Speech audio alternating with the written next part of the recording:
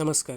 मी प्रणय कंसर आपलं सर्वांचं स्वागत करतो आहे नॉलेज व्हॅली MPSC ऑनलाईन इन्स्टिट्यूशनमध्ये. आज आहे 28 नोव्हेंबर 2020 आणि आपण बघून घेणार आहोत की लोकसत्ता न्यूजपेपरमध्ये कुठले महत्त्वपूर्ण न्यूज कव्हर झालेत. ठीक आहे, तर सर्वात पहिली जे महत्त्वाची न्यूज आहे ती आहे विकास दर उणेच, सरकारचा मात्र अर्थव्यवस्था सुधारल्याचा दावा, सेवा क्षेत्रात घसरण. ठीक आहे, भारतीय अर्थव्यवस्थेचा वेग सलग दुसऱ्या तिमाहीत अतिमंदच राहिला असून चालू वित्त वर्षाचा जुलै ते सप्टेंबर दरम्यान सकल राष्ट्रीय उत्पादना उणे 7.5% नोंदले आहे.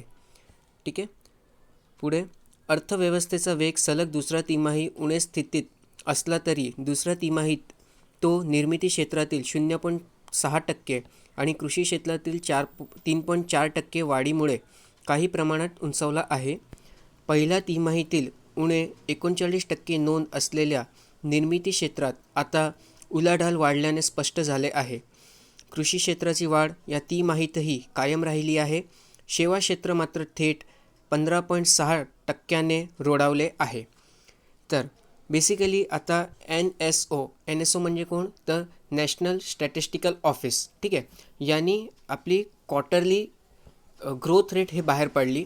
ठीक आहे, आणि तेव्हा आपल्याला समजलं की आपली जे ग्रोथ रेट आहे, ठीक आहे, किंवा जे विकास दर आहे ते -7.5, ठीक आहे, म्हणजे उणे 7.5% घसरली आहे करणं.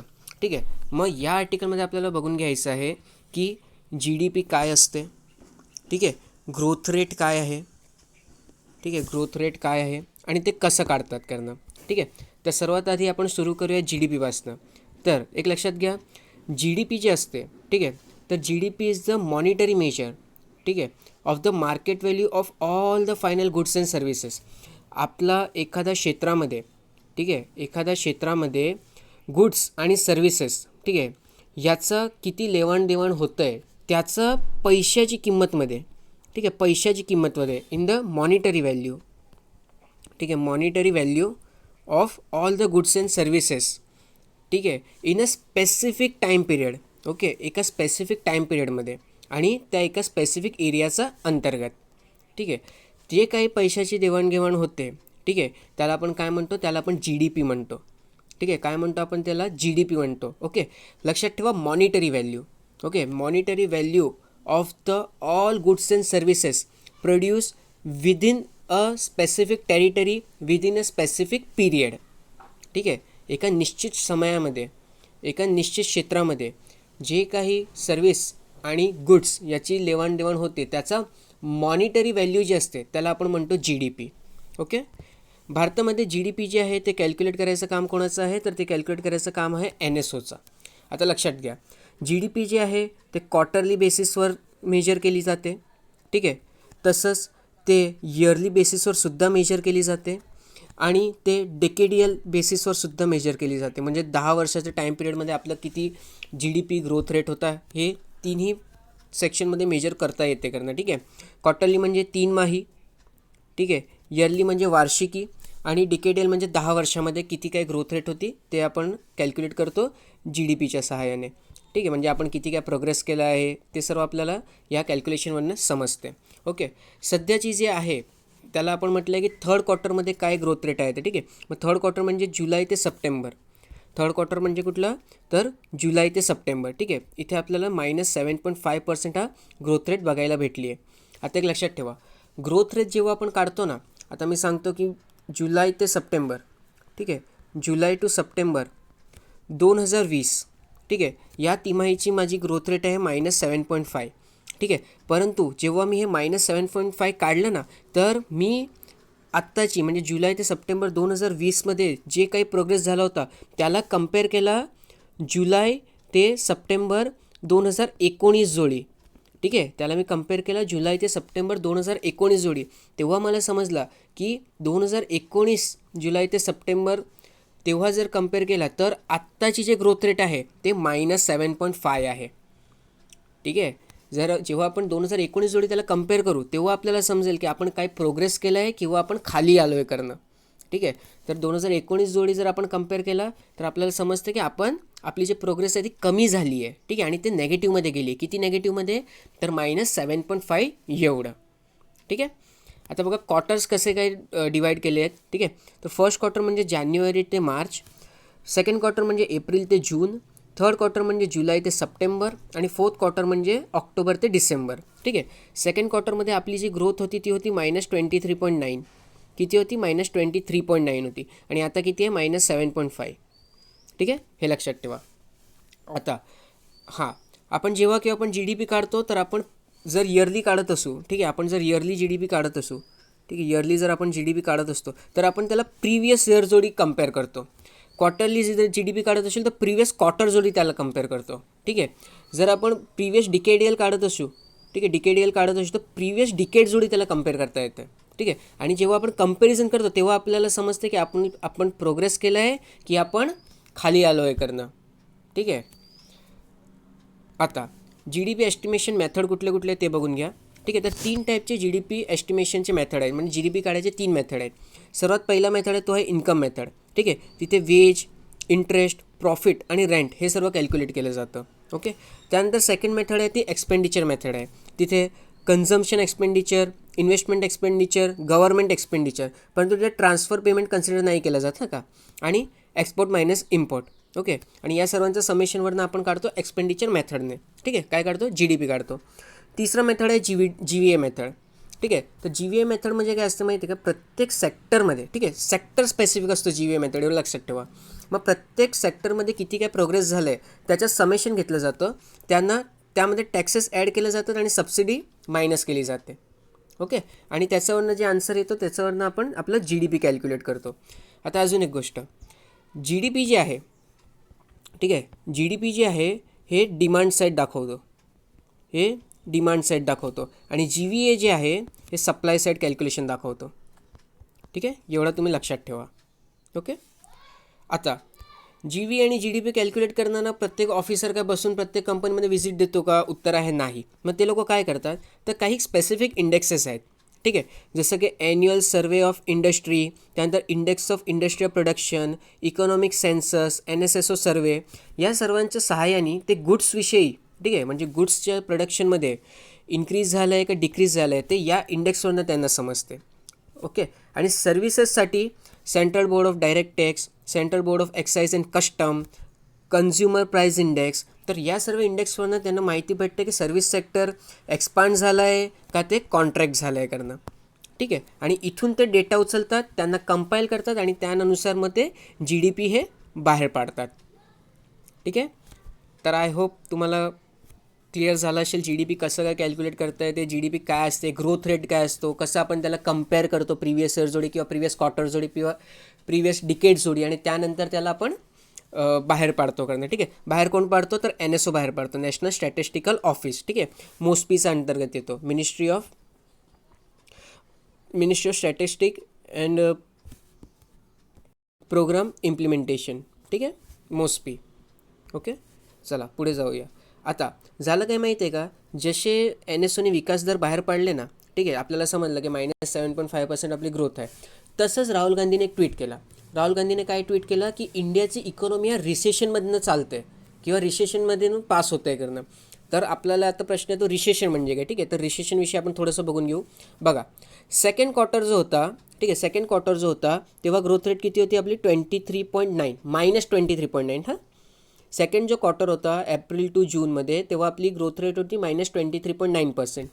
थर्ड क्वार्टर जुलै ते सप्टेंबर म्हणजे आपली ग्रोथ रेट होती, म्हणजे ग्रोथ रेट आहे -7.5%, ठीक आहे. आता रिसेशन काय म्हणतो, जर 2 सलग क्वार्टरमध्ये, ठीक आहे, 2 सलग क्वार्टरमध्ये जर तुमची जी ग्रोथ रेट आहे ती नेगेटिव्ह होत असेल, ठीक आहे, negative growth rate for minimum 2 consecutive quarters, 2 सलग क्वार्टर्समध्ये जर ग्रोथ रेट ही नेगेटिव्ह होत असेल तर ती सिच्युएशनला आपण काय म्हणणार? ती सिच्युएशनला आपण म्हणणार रिसेशन, ठीक आहे. ती सिच्युएशनला आपण काय म्हणणार? ती सिच्युएशनला आपण म्हणू रिसेशन, ठीक आहे. एवढं लक्षात ठेवा, ओके.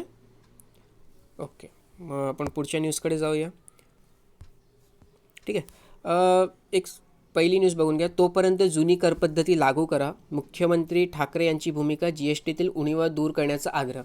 बेसिकली उद्धव ठाकरेजी काय म्हणत आहेत की जोपर्यंत GSTचे जे इम्प्लिमेंटेशन आहे, ठीक आहे, त्याच्यामध्ये प्रॉब्लेम्स येत आहेत, तो तुम्ही सॉल्व करतात तोपर्यंत तुम्ही जे जुनी करपद्धती आहे ना, तिला पुन्हा इम्प्लिमेंट करणं. ठीक आहे. आपल्याला माहिती आहे की सध्या स्टेट्समध्ये आणि सेंटरमध्ये खूप जास्त वाद चालला आहे GST वरून. तर ते दूर होईपर्यंत, तो वाद दूर होईपर्यंत तुम्ही जुनी जी कर पद्धती होती, ठीक आहे, त्याला तुम्ही इम्प्लिमेंट करा असं कोण म्हणत आहेत? तर उद्धव ठाकरेजी म्हणत आहेत. ठीक आहे. चला पुढे जाऊया. ओके, मग पुढे दुसरी काय न्यूज आहे? ठीक आहे. कंगनाचा बंगल्यावरील कारवाई बेकायदा, उच्च न्यायालयाचा निर्णय, पालिकेची नोटीस आणि आदेशही रद्द. आपल्याला कंगनामध्ये किंवा शिवसेनेमध्ये किंवा कंगनामध्ये आणि महाराष्ट्र सरकारमध्ये काय झालं आहे त्याच्याशी काही घेणं देणं नाही आहे. ठीक आहे. पण इथे काही म्हणजे जेव्हा उच्च न्यायालयाने आदेश दिले ना, तर त्याच्यामध्ये काही गोष्टी त्यांनी हायलाईट करून सांगितली. ठीक आहे. ही सर्व जी गोष्ट आहेत ना, ते ॲक्च्युली आपलं DPSPचा पार्ट बनतो. ठीक आहे, directive principle of state policy, आणि हे प्रत्येक राज्याने फॉलो करायची असते. तर सुप्रीम कोर्टने सांगितलं की बाबा तुम्ही कुठेतरी चुकतायत करणं आणि तुम्हाला ही सर्व गोष्टींवरती फोकस केला पाहिजे. आता कुठली कुठली गोष्ट होती ते आपण बघून घेऊ. ठीक आहे. एखाद्या नागरिकाने बेजबाबदार वक्तव्य करून कितीही मूर्खपणा केला तरी सरकार आणि प्रशासनाने त्याच्याकडे दुर्लक्ष करणे योग्य ठरते. ठीक आहे. हे बेसिकली सुप्रीम कोर्ट जी आहे ते गाईडलाईन प्रोव्हाइड करते की सरकारने कसं काम केलं पाहिजे. कुणी काहीही बोललं म्हणून आपण त्याच्यावरती रिॲक्ट करणे हे योग्य नाही आहे. ठीक आहे. असं कोणाचं सांगणं आहे? तर सुप्रीम कोर्टचं सांगणं आहे. ठीक आहे.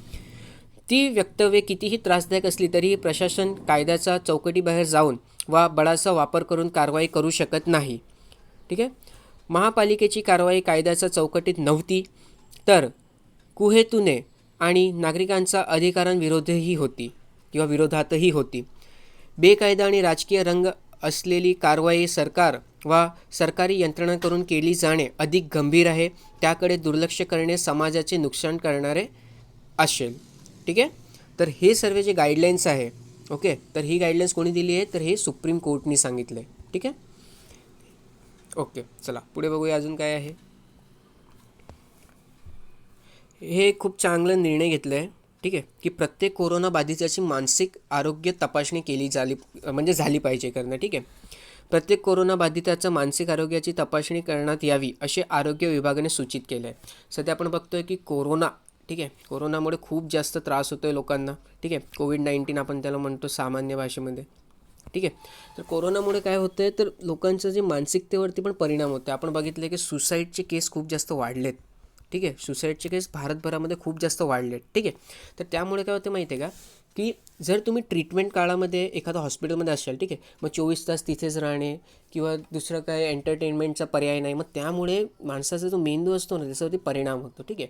आणि जर त्यांना आपण डिस्चार्ज केला तरी असं असू शकतं की डिप्रेशनमध्ये जाऊ शकतात ते लोक.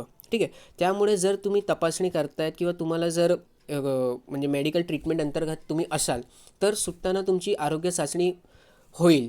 ठीक आहे. किंवा ते करणे आता म्हणजे ते आरोग्य चाचणी करणे, ठीक आहे, हे आता मॅन्डेटरी करण्यात आलं आहे. ठीक आहे. एवढं मानसिक आरोग्याची चाचणी करणे. ठीक आहे. एवढं एक लक्षात ठेवा. खूप चांगला निर्णय आहे. मला पर्सनली खूप आवडला हे निर्णय. ठीक आहे. ओके, पुढे पुरोहिताचा दोषमुक्तीच्या मागणीला आव्हान देण्यास परवानगी. ठीक आहे. बेसिकली हे मालेगाव बॉम्बस्फोट प्रकरणात आहे. पण इथे आपल्याला जे महत्त्वाचं आहे, आपल्यासाठीचं महत्त्वाचं आहे ते आहे UAPA. ठीक आहे. तर आपण UAPA विषयी थोडीशी माहिती घेऊया. तर UAPA unlawful activity prevention act. काय? Unlawful activity prevention act. ठीक आहे. आणि हे कधी आलं होतं? तर हे 1967मध्ये आलं होतं. ओके. तर काय, तर अनलॉफुल जे काही ॲक्टिव्हिटीज आहेत, ठीक आहे, जे कायद्याचा बाहेर आहे, तर तशा ॲक्टिव्हिटीजना आळा घालण्यासाठी हा ॲक्ट आणण्यात आला होता करणं. ठीक आहे. तर आता सध्या काय झालं आहे माहिती आहे का, तर UAPA अंतर्गत, ठीक आहे, कुठलीही ऑर्गनायझेशन जे काही टेररिस्ट ॲक्टिव्हिटीज परफॉर्म करत असेल किंवा कुठलाही इंडिव्हिज्युअल, ठीक आहे, जो काही टेररिस्ट ॲक्टिव्हिटीमध्ये संलग्न असेल तर त्याला डिरेक्टली अटक करता येते. ठीक आहे. त्यासाठी वॉरंट वगैरेची काही गरज लागत नाही. ओके. आणि हा ॲक्ट जो आहे UAPA ॲक्ट, तो सेंट्रल गव्हर्नमेंटना ॲब्सोल्यूट पॉवर देतो. ठीक आहे. ॲब्सोल्यूट म्हणजे ते काही करू शकतात तिथे. ठीक आहे. ॲब्सोल्यूट पॉवर देतो की ते डिरेक्टली कोणालाही अरेस्ट करू शकतात करणं. ठीक आहे. ते डिरेक्टली कोणालाही अरेस्ट करू शकतात जर ती व्यक्ती किंवा ती ऑर्गनायझेशन हे अनलॉफुल ॲक्टिव्हिटीजमध्ये इंडल्ज असेल तर. ओके. आणि या लॉचा अंतर्गत डेथ पेनल्टी किंवा लाईफ इम्प्रिझनमेंट ही एक हायेस्ट पनिशमेंट देता येऊ शकते. ठीक आहे. एवढं लक्षात ठेवा. कुठली हायेस्ट पनिशमेंट देता येऊ शकते? तर डेथ पेनल्टी किंवा लाईफ इम्प्रिझनमेंट. ठीक आहे. आजीवन कारावास ज्याला आपण म्हणतो ते. ओके. आता अजून महत्त्वाची गोष्ट काय, तर UAPA ॲक्ट जो आहे, ठीक आहे, तर UAPA ॲक्टचा अंतर्गत फक्त भारतीयच नव्हे तर विदेशी जर एखादा व्यक्ती असेल, ठीक आहे, म्हणजे फॉरेन नॅशनल जर असेल तर त्यालासुद्धा चार्ज करता येतं, ठीक आहे, त्यालासुद्धा क्राईममध्ये जर तो इंडल्ज झाला असेल तर त्यालासुद्धा सजा देता येते, ठीक आहे. आणि क्राईम फक्त भारतामध्ये होणे हेही गरजेचं नाही आहे, भारताबाहेर जर क्राईम झालं आहे तरी त्या माणसाला UAPAचा अंतर्गत ट्राय करता येतो, ठीक आहे, किंवा त्याला सजा देता येते. ओके. आता UAPAसाठी अजून काही महत्त्वाची गोष्ट आहे, तर UAPAमध्ये तुम्ही मॅक्झिमम 180 दिवसासाठी, ठीक आहे, 180 दिवसासाठी कुठल्याही व्यक्तीला जेलमध्ये ठेवू शकता करणं, ठीक आहे. म्हणजे 180 दिवसाच्या आतमध्ये तुम्हाला चार्जशीट फाईल करावी लागते. ओके. आणि जोपर्यंत चार्जशीट फाईल नाही होत तोपर्यंत ती व्यक्ती जी आहे ती जेलमध्ये तुम्ही ठेवू शकता करणं, ठीक आहे. तुम्ही म्हणजे कोण, तर गव्हर्नमेंट. ओके. तुम्ही किंवा मी पर्सनली नाही, ठीक आहे. तर गव्हर्नमेंट त्या माणसाला 180 दिवसासाठी जेलमध्ये ठेवू शकते. ओके. 2004मध्ये या कायद्यामध्ये अमेंडमेंट करण्यात आली. याआधी काय होतं माहिती आहे का, तर याआधी फक्त जर एखाद्याने भारताची सॉव्हरेनिटी, ठीक आहे, सॉव्हरेनिटी म्हणतात ना आपण, किंवा सार्वभौमत्व, ठीक आहे, जर याच्यावरती जर हानी करत असेल तर त्याला UAPA अंतर्गत अरेस्ट करता येत होता. पण 2004च्या अमेंडमेंटनंतर हे जे म्हणजे विषय होता, ठीक आहे, त्याला अजून वाढवण्यात आला आणि त्याच्यामध्ये टेररिस्ट ॲक्टिव्हिटी, ठीक आहे, टेररिस्ट ॲक्टसुद्धा इन्क्लूड करण्यात आला. ओके. आणि 2004चा अमेंडमेंटनंतर 34 अशी ऑर्गनायझेशन्स होती ज्यांना भारतामध्ये बॅन करून टाकण्यात आला, की हे भारताचा विरुद्ध काम करतायत करणं, ठीक आहे, भारताच्या सार्वभौमत्वावरती हानी करायचं काम करतायत हे लोक, यांना बाहेर काढा करणं, ठीक आहे. त्यानंतर 2019मध्ये अजून एक अमेंडमेंट करण्यात आला आणि आता इंडिव्हिज्युअल, ठीक आहे, इंडिव्हिज्युअलला सुद्धा आपण चार्ज करू शकतो अंतर्गत UAPA, ठीक आहे. UAPAचा अंतर्गत आपण इंडिव्हिज्युअलला एखाद्या व्यक्तीला सुद्धा चार्ज करता येतो, ठीक आहे. आधी काय होतं, आधी ग्रुप किंवा असोसिएशन, ठीक आहे, यांनाच फक्त UAPAचा अंतर्गत चार्ज करायची परमिशन होती. परंतु 2019च्या अमेंडमेंटने आपण ग्रुप, असोसिएशन ॲज वेल एज इंडिव्हिज्युअल यांनासुद्धा UAPAचा अंतर्गत चार्ज करू शकतो, ठीक आहे, किंवा अरेस्ट करू शकतो. ओके. आता अजून प्रोव्हिजन काय आहे, तर हा जो ॲक्ट आहे, ठीक आहे, UAPA जो ॲक्ट आहे याचा अंतर्गत NIAचा जो ऑफिसर असेल, ठीक आहे, इन्स्पेक्टर रँकचा किंवा DSP रँकचा किंवा ACP रँकचा, हा डायरेक्टली ॲक्शन घेऊ शकतो, ठीक आहे. आणि जर समजा कोर्टमध्ये, ठीक आहे, कोर्टमध्ये जर समजा तुमचा केस चालू आहे, ठीक आहे, तर केस चालू असतानासुद्धा तो जो काही इंडिव्हिज्युअल आहे किंवा तो जो काही ऑर्गनायझेशन आहे, ठीक आहे, त्याची जे काही प्रॉपर्टी आहे ना, त्याला सील करण्याचा अधिकार आहे गव्हर्नमेंटकडे, ठीक आहे, त्याला डिरेक्टली सील करण्याचा अधिकार आहे गव्हर्नमेंटकडे. इन्व्हेस्टिगेशन चालू असतानासुद्धा, ठीक आहे, इन्व्हेस्टिगेशन चालू आहे तेव्हासुद्धा ती प्रॉपर्टी सील करता येते किंवा केस कोर्टामध्ये तेव्हासुद्धा ती जे प्रॉपर्टीज वगैरे आहे ते सील करता येते. ही गोष्ट लक्षात ठेवा, ठीक आहे. तर हे झाला UAPAचा विषय. ओके. पुढे बघूया अजून कुठली न्यूज आहे.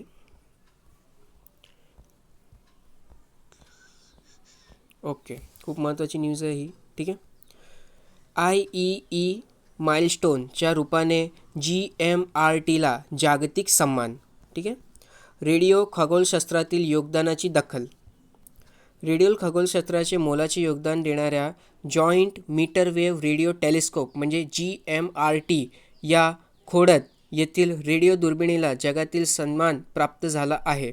जागतिक स्तरावर कार्यरत institute of electrical and electronics engineers या संस्थेने GMRTला IEEE माइलस्टोनद्वारे सन्मानित केले असून हा भारतातील आजवरचा तिसरा IEEE माइलस्टोन आहे, ठीक आहे.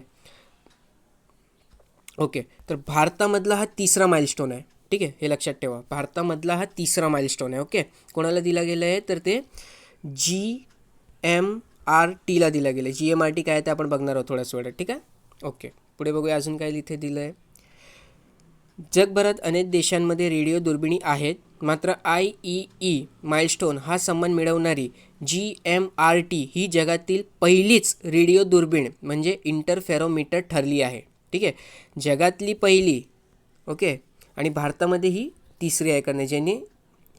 ओके. ज्यांनी काय तर IEE सन्मान हा मिळवला आहे करणं. ठीक आहे. त्यानंतर पुढे बघूया. Institute of electrical and electronics engineers he electrical आणि इलेक्ट्रॉनिक्स अभियांत्रिकीच्या सर्व क्षेत्रातील तंत्रज्ञानाचा प्रगतीसाठी समर्पित असलेली जगातील सर्वात मोठी व्यावसायिक संस्था आहे. जागतिक स्तरावर मानवतेसाठी लाभदायी ठरलेल्या विज्ञान आणि अभियांत्रिकीतील आधुनिक तंत्रज्ञानाची दखल IEE माइलस्टोन्सद्वारे घेतली जाते. रेडिओ खगोलशास्त्राचा माध्यमातून जग शोधण्याचा महत्त्वपूर्ण कामाची दखल घेऊन जॉईंट मीटरवेव्ह रेडिओ टेलिस्कोपला IEE माइलस्टोन म्हणून मान्यता मिळाल्याचा आनंद आहे. ठीक आहे. त्यानंतर IEEने वैज्ञानिक आणि अभियांत्रिकी योगदानासाठी जगभरातील 212 तांत्रिकी प्रणालींना माइलस्टोन म्हणून मान्यता दिली आहे. त्यात अमेरिका, युरोपातील संस्थांनी सर्वाधिक माइलस्टोन मिळवले आहे, तर आशियातील जपानमधील काही संस्थांनी माइलस्टोन प्राप्त केले आहेत.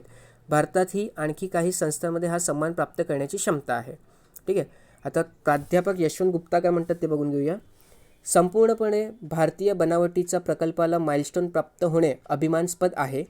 यापूर्वी आता हे महत्त्वाचं बरं का, यापूर्वी 1895 मध्ये रेडिओ लहरीबाबत J.C. बोस यांनी केलेल्या कार्यासाठी आणि 1928 मध्ये C.V. रमन यांच्या नोबेल विजेत्या शोधासाठी 2012 मध्ये माइलस्टोन प्राप्त झाले आहे. ठीक आहे.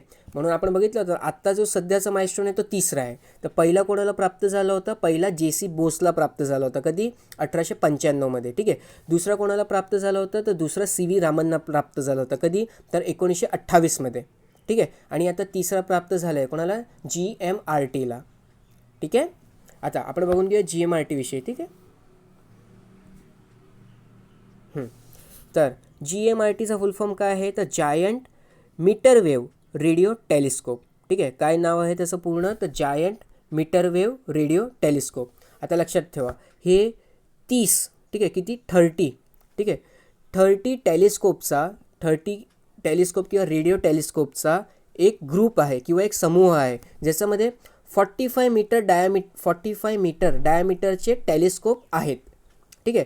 45 मीटर डायमीटरचे किती टेलिस्कोप आहेत, तर 30 टेलिस्कोप आहेत. ठीक आहे. आणि त्यांचा तो एक ग्रुप आहे. काय, तर जायंट मीटरवेव्ह रेडिओ टेलिस्कोप.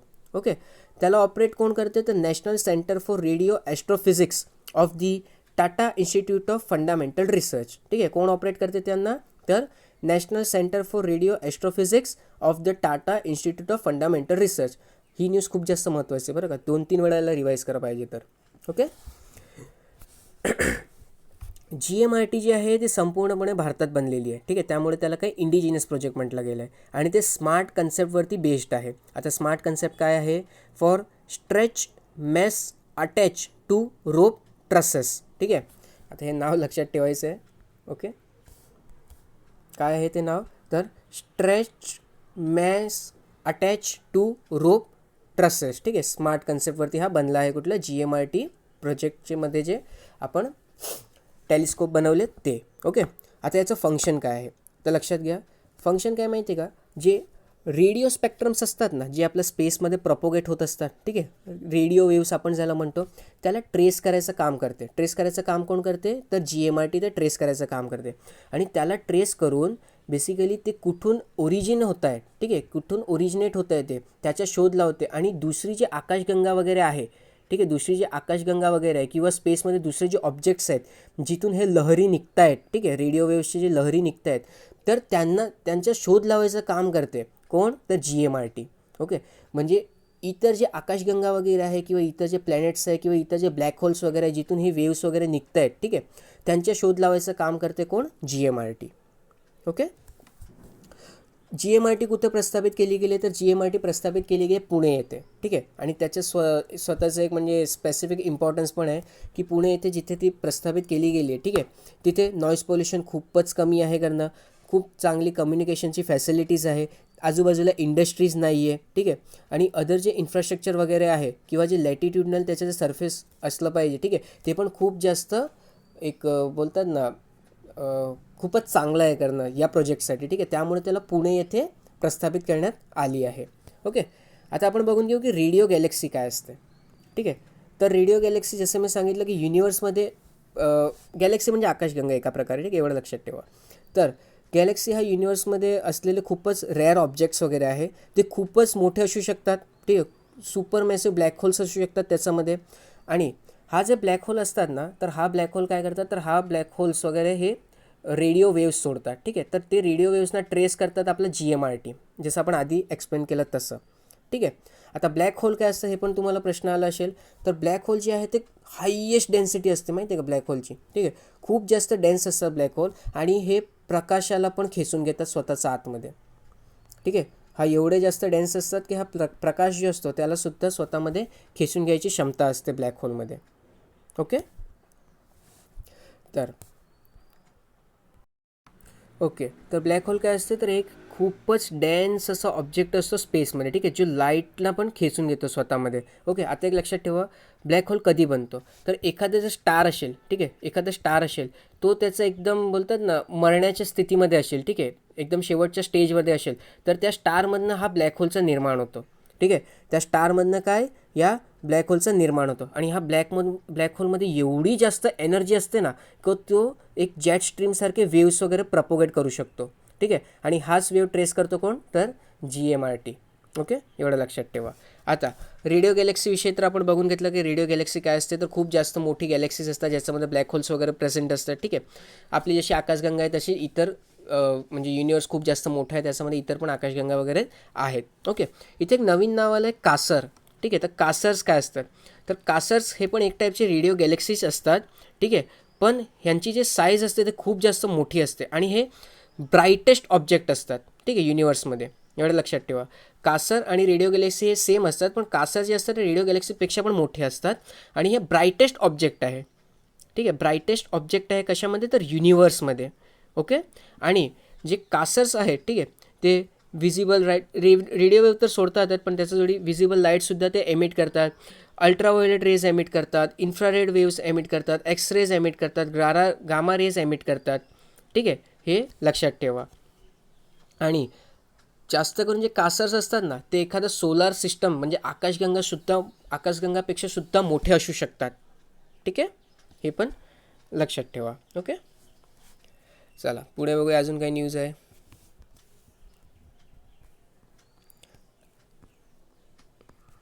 अच्छा, हे म्हणजे आता 1 वर्ष पूर्ण झालं आहे महाविकास आघाडीला, ठीक आहे. त्याविषयी हे सर्व लेख दिले गेले तिथे. आपल्या कामाचं नाही आहे, वाचायचं असेल तुम्ही वाचू शकता, ठीक आहे. हे न्यूज आपल्यासाठी महत्त्वाची आहे. सर्वोच्च न्यायालयाचे ताशेरे, अर्णव गोस्वामी यांच्या जामिनात वाढ, उच्च न्यायालयाला घटनात्मक कर्तव्याचा विसर, ठीक आहे. सुप्रीम कोर्ट काय म्हणते, तर उच्च न्यायालयाला घटनात्मक कर्तव्य जे आहेत त्यांचं, ठीक आहे, त्यांचा विसर पडला आहे करणं. फौजदारी कायदा हा निवडक व्यक्तींचा सडवणुकीचे शस्त्र ठरणार नाही याची दक्षता न्यायव्यवस्थेने घेण्याची गरज आहे, ठीक आहे. अजून काय सांगितलं आहे, तर सर्वोच्च न्यायालयाने जामीन याचिकेवर विस्तृत निकाल देताना अशा प्रकरणात जामीन मंजूर करण्याचा उच्च न्यायालयाचा अधिकार, प्राथमिक माहिती अहवाल रद्द करण्याचा अधिकार, नागरिकाच्या स्वातंत्र्याचे रक्षण करण्याचा न्यायपालिकांची किंवा न्यायालयांची भूमिका या मुद्द्यांवर प्रकाश टाकले. न्यायालयांनी संविधानातील नागरिकांच्या स्वातंत्र्याचा मूलभूत हक्कांचे रक्षण करणे गरजेचे आहे. फौजदारी कायदा निवडक नागरिकांच्या सडवणुकीचे हत्यार बनता कामा नये याची दक्षता जिल्हा न्यायालयाने, उच्च न्यायालयाने आणि सर्वोच्च न्यायालय या सर्व पातळ्यांवर घेतली जाणे आवश्यक आहे, असे सर्वोच्च न्यायालयाने स्पष्ट केले, ठीक आहे. डिसिजन्स जे आहेत ना, याच्यामध्ये जे काही वर्ड्स दिले गेलेत ना, त्याची स्वतःचं एक इम्पॉर्टन्स आहे, ठीक आहे. जसे की प्राथमिक माहिती अहवाल रद्द करण्याचा, प्राथमिक माहिती अहवाल म्हणजे FIR रद्द करण्याचा अधिकार आहे, ठीक आहे. कोणाला, तर न्यायालयाला. नागरिकांच्या स्वातंत्र्याचे रक्षण करण्याचे अधिकार आहे न्यायालयाला. आता नागरिकांचे स्वातंत्र्याचे रक्षण म्हणजे काय, तर आर्टिकल 32 आणि आर्टिकल 226 म्हणजे जे काही फंडामेंटल राईट्स आपल्याला कॉन्स्टिट्यूशनचा पार्ट 3 देण्यात आलेत त्याच्यावरती काही इम्पॅक्ट झाला, ठीक आहे, तर त्याच्यामध्ये सुप्रीम कोर्ट किंवा हायकोर्ट हा इंटरफेअर करू शकते. आणि जर पार्लमेंटनी लोअर जे ज्युडिशरी आहे त्याला पॉवर दिला, तर तेही सुद्धा इंटरफेअर करून आपले जे फंडामेंटल राईट्स आहेत त्यांना रिस्टोर करायचं काम करू शकते, ठीक आहे. आता इथे आर्टिकल 32 विषयी थोडीशी माहिती दिली आहे. ओके, तर आर्टिकल 32 काय आहे, तर आर्टिकल 32 बेसिकली रेमेडीज आहे. पार्ट 3 जे काही फंडामेंटल राईट्स आपल्याला दिले गेलेत त्यांच्याविषयी, की आपले जर फंडामेंटल राईट्स हे याच्यावरती काही प्रकारची हानी झाली तर आपण डिरेक्टली सुप्रीम कोर्ट किंवा हायकोर्टमध्ये जाऊन काय बोलतं हायकोर्टमध्ये जाऊ शकतो. ठीक आहे, ही गोष्ट लक्षात ठेवा आणि आपले फंडामेंटल राईट हे रिस्टोर करून घेऊ शकतो करणं. आता आर्टिकल 32मध्ये सुप्रीम कोर्टला ठीक आहे ही पॉवर दिली आहे की जर कुठलेही फंडामेंटल राईट्स जे पार्ट 3मध्ये आपल्याला दिले गेलेत ठीक आहे त्यांच्यावर कुठल्याही प्रकारचा इम्पॅक्ट झाला असेल बाय द लेजिस्लेचर किंवा एक्झिक्युटिव्ह ठीक आहे तर आपण सुप्रीम कोर्टमध्ये जाऊन त्याच्या विषयात तक्रार करू शकतो आणि ते रिस्टोर करून घेऊ शकतो. ठीक आहे, अजून एक लक्षात घ्या. तर आर्टिकल 32च्या अंतर्गत हेबस कॉर्पस, मॅन्डेमस, प्रोहिबिशन, को वॉरंटो आणि सर्टेरिओ हे जे डिरेक्शन्स आहेत ठीक आहे ते डिरेक्शन कोण देऊ शकते? सुप्रीम कोर्ट देऊ शकते आणि हेच डिरेक्शन हायकोर्टसुद्धा देऊ शकतो. ठीक आहे, सुप्रीम कोर्ट आर्टिकल 32च्या अंतर्गत देऊ शकते आणि हायकोर्ट आर्टिकल 226च्या अंतर्गत देऊ शकते. ठीक आहे, पण लक्षात ठेवा की लोअर कोर्ट्सचे असतात लोअर कोर्ट हे सुद्धा हे आदेश देऊ शकतात पण केव्हा? जेव्हा पार्लमेंट ठीक आहे कोण? तर पार्लमेंट त्यांना ही ताकद देईल तेव्हा. ठीक आहे, पण 32 कलम 32 आणि कलम 226 यानुसार आपल्या संविधानमध्येच आपण मेन्शन केलं आहे की फंडामेंटल राईट रिस्टोर करण्याचे अधिकार सुप्रीम कोर्ट आणि हायकोर्टकडे असेल आणि सुप्रीम कोर्टकडे ही ओरिजिनल ज्युरिस्डिक्शन आहे. ठीक आहे, ओरिजिनल ज्युरिस्डिक्शन आहे सुप्रीम कोर्टकडे. म्हणजे काय? एखाद वेळी हायकोर्ट सांगू शकते की बाबा आमच्याकडे टाईम नाही तुमचं या सर्व PILवरती लक्ष देण्यासाठी. ठीक आहे, पण सुप्रीम कोर्ट नकार देऊ शकत नाही. ठीक आहे, हायकोर्टमध्ये जर तुम्ही गेलात आणि सांगितलं की बाबा माझे फंडामेंटल राईट्स आहेत ते व्हायोलेट झाले तुम्ही याच्यावरती लक्ष द्या, हायकोर्ट म्हणू शकते की बाबा माझ्याकडे लई काम आहेत तुम्ही एक काम करा तुम्ही सुप्रीम कोर्टमध्ये जा. पण सुप्रीम कोर्ट असं म्हणू शकत नाही की तुम्ही हायकोर्टमध्ये जा. सुप्रीम कोर्टला त्याच्यामध्ये दखल घेणे हे मॅन्डेटरी आहे. ठीक आहे, किंवा कंपल्सरी आहे. ही गोष्ट लक्षात ठेवा. ओके, तर हे इथे आर्टिकल 32 आहे, खाली आर्टिकल 226 आहे. ठीक आहे, हे ओरिजिनल वर्ड्स आहे जे कॉन्स्टिट्यूशनमध्ये मेन्शन केलेत. तिथून मी बेअर डॉक्युमेंट घेतलं आहे तर तुम्हाला वाचायचं असेल तुम्ही हे सर्व इन्फॉर्मेशन वाचू शकतात. आजची जे PDF आहे ठीक आहे त्याची जी लिंक आहे ते मी डिस्क्रिप्शन बॉक्समध्ये देऊन टाकेन. ठीक आहे, मग तिथून तुम्ही हे PDF अख्खी डाउनलोड करू शकता. ठीक आहे, ओके, पुढे जाऊया. दप्तराचे ओझे कमी करा, विद्यार्थ्यांचा वजनाचा केवळ 10%च भार, केंद्राचे धोरण जाहीर.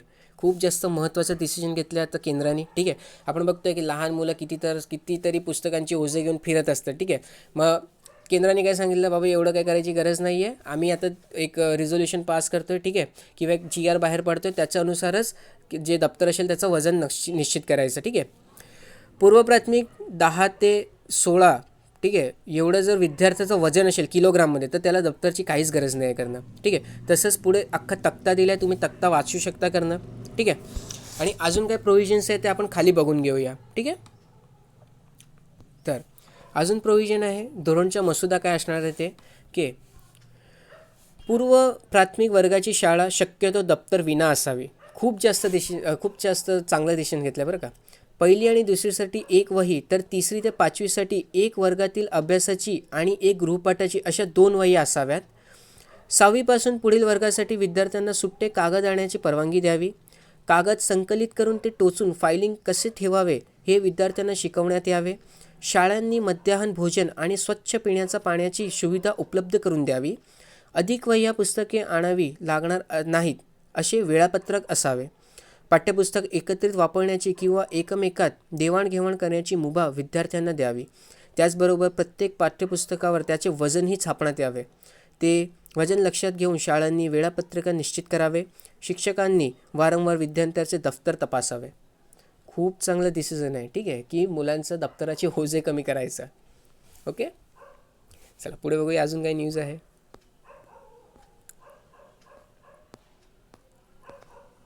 ओके, काल भारत विरुद्ध ऑस्ट्रेलियामध्ये भारत हरला आहे. ठीक आहे, ते महत्त्वाचं नाही सोडा. महत्त्वाचं हे आहे की ऑलिम्पिकपूर्वी 18 सराव स्पर्धांचे आयोजन. ठीक आहे, आपल्याला माहिती आहे की आता सध्या टोकियो ऑलिम्पिक होत आहे. ठीक आहे, तर टोकियो ऑलिम्पिक हे 32वी ऑलिम्पिक स्पर्धा आहे. ठीक आहे, 32nd समर ऑलिम्पिक आहे एवढं लक्षात ठेवा. ठीक आहे, 32nd ही समर ऑलिम्पिक आहे. ओके, आणि हे दुसऱ्यांदा जापान या शहरामध्ये ऑर्गनाईज होतं आहे. ठीक आहे, दुसऱ्यांदा जापान या शहरामध्ये ऑर्गनाईज होते आणि स्पेसिफिकली टोकियो येथे. ठीक आहे, पहिल्यांदा ती 1964 साली झाली होती. कधी झाली होती पहिल्यांदा? तर ती 1964 साली झाली होती. ठीक आहे, एवढं लक्षात ठेवा. आणि जापान ही पहिली सिटी आहे जी दुसऱ्यांदा, ठीक आहे, एक मिनटं होल्ड करा हां.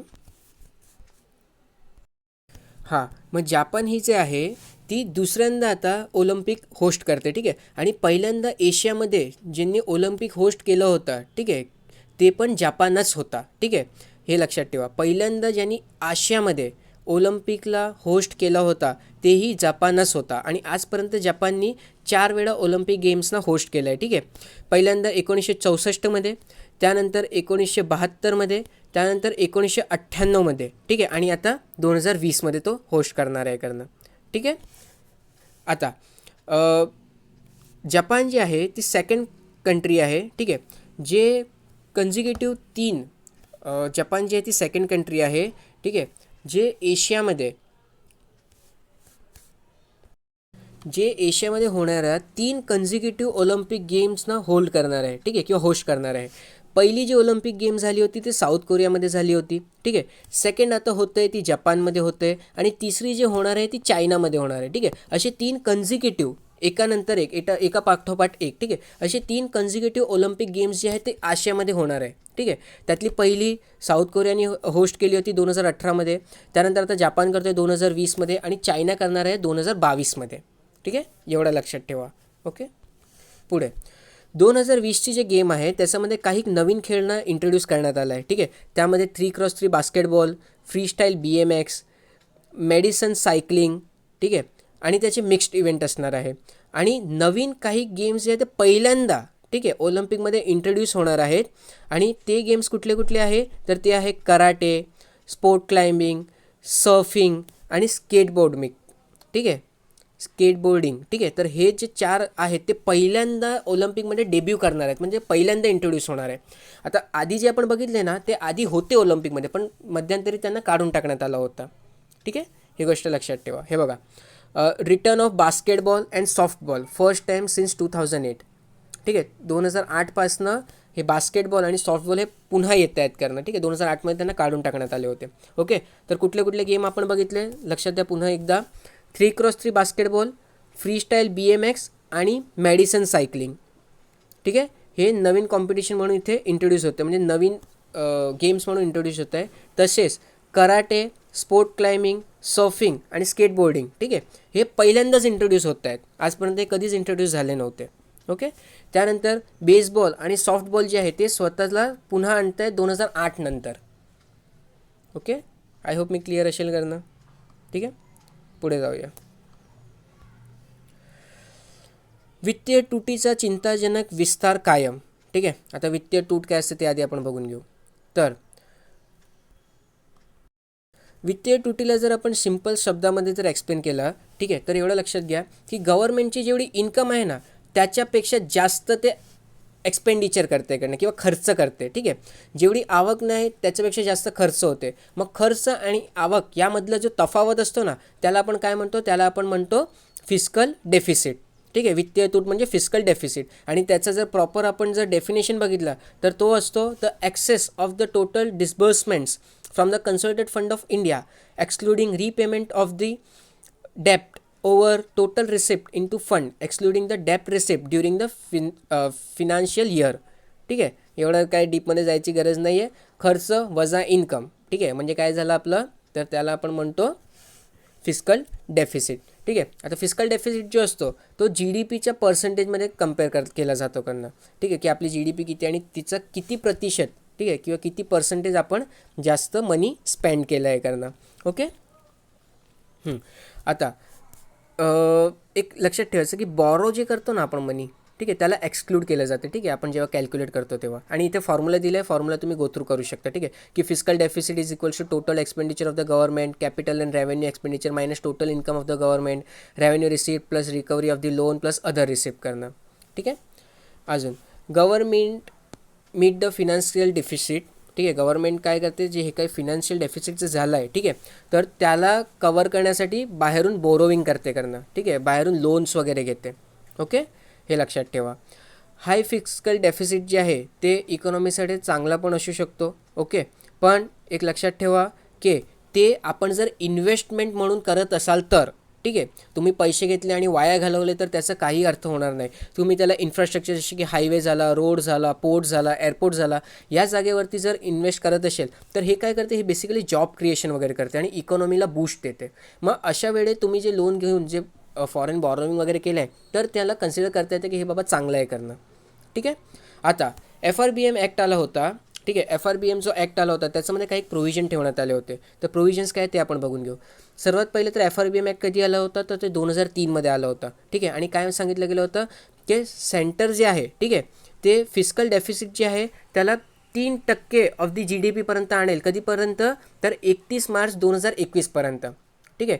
3% ऑफ GDP एवढा तुमचा फिस्कल डेफिसिट आला पाहिजे. कधीपर्यंत 31 मार्च 2021 पर्यंत.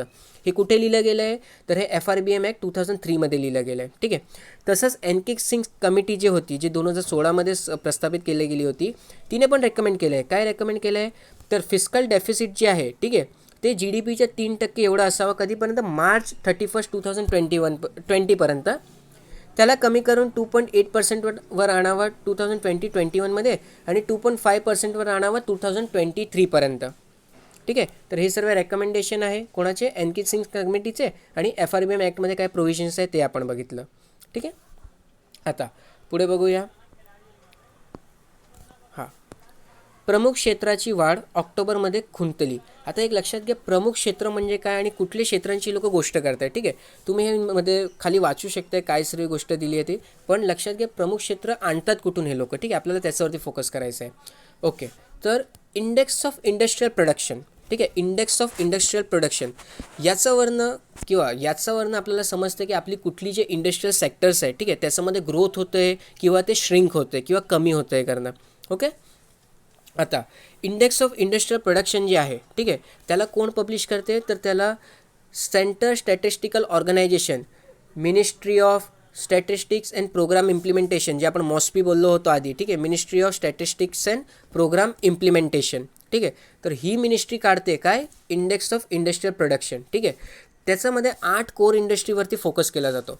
8 कोर इंडस्ट्री कुठली कुठली आहे तर इलेक्ट्रिसिटी, हे इम्पॉर्टंट आहे का, बऱ्याचदा विचारलं गेलं आहे परीक्षेमध्ये. Electricity, crude oil, coal, cement, steel, refinery product, natural gas, fertiliser. ठीक आहे. तर या कोर इंडस्ट्रीमध्ये तुम्ही काय तुमची जे काय बोलतं प्रोडक्शन जे आहे, ठीक आहे, ते एक्सपांड झालं आहे का श्रिंक झालं आहे हे कॅल्क्युलेट करते. कोण कॅल्क्युलेट करते तर CSO कॅल्क्युलेट करते. आणि कसं कॅल्क्युलेट करतात तर ते 2011-12 जे आहे, ठीक आहे, 2011-12 जे आहे त्याला एक बेस इयर ठरवतात आणि त्या बेस इयरचा जोडी कम्पेअर करतात आणि मेजर करतात की ह्या जे सेक्टर्स आहेत त्याच्यामध्ये ग्रोथ झालं आहे की ते श्रिंक झालं आहे करणं. ठीक आहे. आता याचं सिग्निफिकन्स काय आहे, कशासाठी हे वापरतात एवढं सर्व, तर जे IIP जे आहे, ठीक आहे, इंडेक्स ऑफ इंडस्ट्रियल प्रोडक्शन, ते आपलं एक मिनटं हां ते जे आहे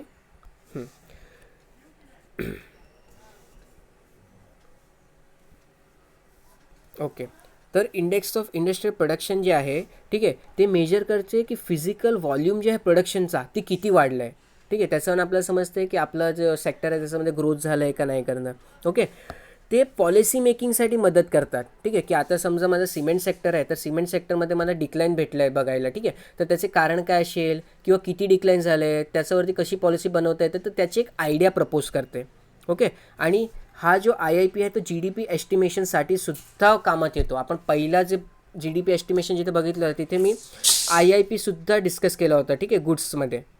ठीक आहे. गुड्सचा जो सेक्शन होता तिथे आपण IIP सुद्धा डिस्कस केला होता. तर का ते कामाचं आहे तर ते GDP कॅल्क्युलेशनसाठी खूप जास्त कामाचं आहे. इथे महत्त्वाचं हे 8 सेक्टर IIP कोण काढतो ते आणि त्याचं बेस इयर काय आहे. ठीक आहे. एवढं तर आपल्याला लक्षात ठेवायचंच आहे. ओके. बाकी खाली जे इन्फॉर्मेशन दिली आहे त्याला तुम्ही गोथ्रू करू शकता करणं. आणि शेवटची एक न्यूज आहे, आठवडा अखेर निर्देशांकात घसरण, साप्ताह कामगिरी उंचावणीवर. ठीक आहे. म्हणजे सेन्सेक्स जे आहे ते आठवडाभर चांगलं काम केलं पण जे शेवटच्या दिवशी त्याच्यामध्ये थोडंसं डिक्लाईन बघायला भेटलं आहे आपलं. ठीक आहे. तर हे होतं आपलं आजचं न्यूज डिस्कशन. आय होप तुम्हाला थोडे महत्त्वपूर्ण इन्फॉर्मेशन भेटली असेल बघायला. ठीक आहे. काहीही इश्यू असेल तर तुम्ही कमेंट बॉक्समध्ये लिहू शकता. ठीक आहे. घरी राहा, सुरक्षित राहा आणि शिकत राहा. थँक्यू.